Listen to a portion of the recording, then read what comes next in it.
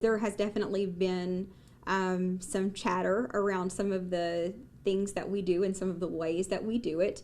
And so our goal in going to the council meetings for the last several weeks has been to really work to educate the current, previous and current council that's coming in, and to really kind of squash some of the rumors and eliminate some of the false narratives that were going around about One Love specifically. So we wanted to take that opportunity to educate the public and the council. I also, have really felt like there was probably something in the works. I know there was some body cam footage that was released in the Longview News Journal of one of our councilmen who, had said some pretty harsh things about One Love. And that involved another business owner on our street and a couple of officers. And so we really wanted to combat that and to really change that narrative. I met specifically with the chief of police months ago, I guess. What we were seeing was more and more people are being fined and jailed for issues like criminal trespassing, camping within city limits, walking on the wrong side of the road. And so it became an issue that it literally was not safe for our clients to exist anywhere. And so I went to the chief of police, we had a meeting, and I said, hey, listen, our clients are being arrested left and right. What can we do? How can we work together to eliminate this?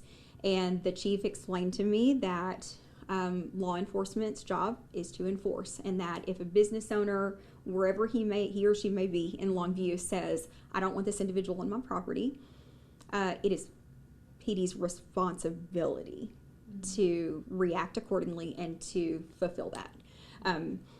So, which I understand and we get. However, that leaves this already very vulnerable population in an even more difficult position. So it's not really safe for them to be anywhere. So I then went to another local shelter and asked if they would be able to work with us to maybe loosen up on some of the harsh requirements or qualifications that they have to be able to allow people to sleep there, so that we, would not have to have them sleep on the porch here. And they were unwilling or unable to accommodate, is the word that we got back, for whatever reason. And again, okay, but that still leaves this gap for services and a need and no solution. So it makes our job harder and all of the work of the other nonprofits harder if we are already trying to develop resources and then we have tickets, fines, and jail time that's piling up on top of that. So we then said, okay, well, it's safe here. You can sleep on our porch. We had, there was some outrage in the community from some people around us. And here we are now with an ordinance on our hands that is going to rule this out for us to be able to continue in that way. And so unfortunately, it's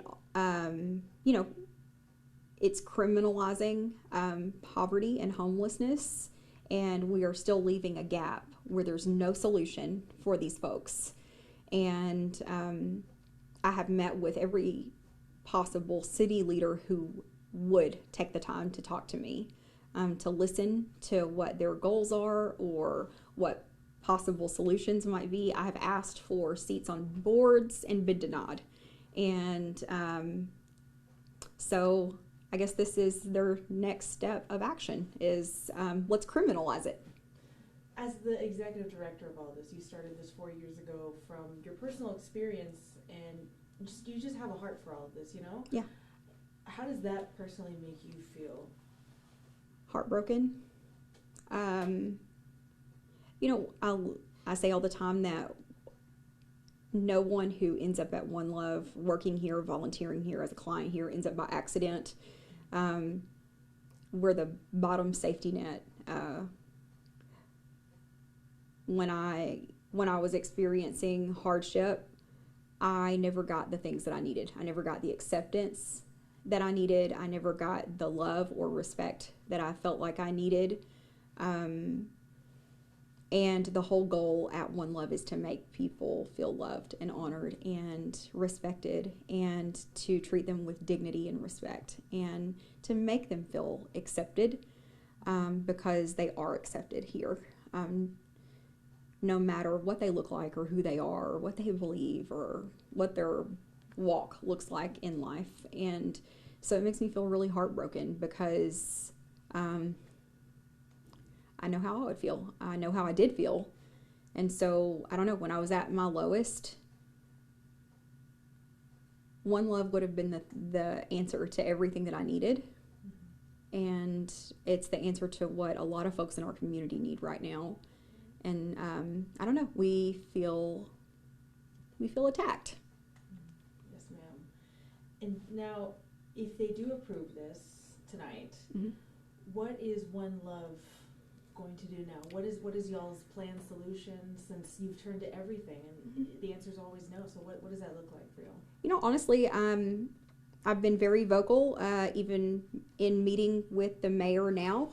Yesterday had a meeting with her and was very vocal, have been very vocal with the council members that I've reached out to directly, in saying that I feel like this is a premature action to take. There is a Supreme Court case for Grants Pass, Oregon, and I don't think that any move right now is appropriate, because the direction that the Supreme Court decides to take will determine what local governments, what's legal in local governments. And so I do feel like this is very premature, and I don't feel like I can say whether or not, or what the next step might be for us until the Supreme Court makes a decision on this. I see. I'll have to look into that one. I'm Yeah. not familiar with that.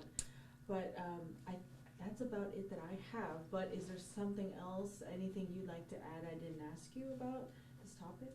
So, okay, so, you know, in my conversation with the mayor yesterday, you know, in suggesting that I thought this was a little premature and asking for solutions first, I did ask if they're not allowed to, if our folks are this, and it's not just our folks, it is so much more. I know it's very targeted and directed at One Love, but it impacts so much more of this community than just One Love.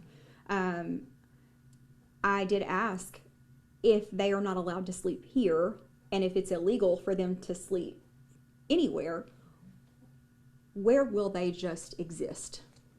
Where would you have us have them go? Is there an area where they might be safe and they will not be targeted and fined, and possibly face jail time?